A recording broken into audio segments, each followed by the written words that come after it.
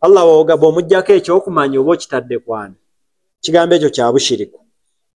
Allah atujjukidde ekyo w'okyogerera kigambo kya bushiriku. Allah teyeerabira kati wogambye waliwo ajjukira nga ate teyeerabidde kitegeeza abadde yeerabidde.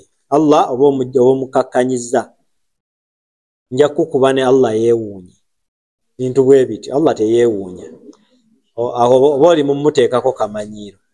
Atta emyaka n'abaza entengotengo kitegeeza nti osobola olima ebintu n'obirabirira ate ne bifa.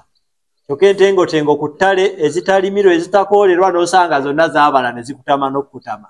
Noga Allah bannange ateeka ebintu we bitasa. Nze nalima obummonde tekwabala, bino biri eno mu ttale terinaabirya ate bibaze. Kale enjogera eyo yakudaala obanga akudaalira Allah.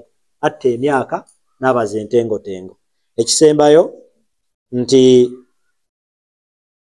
okuteeka ku muntu ebitendo nga kamala byonna.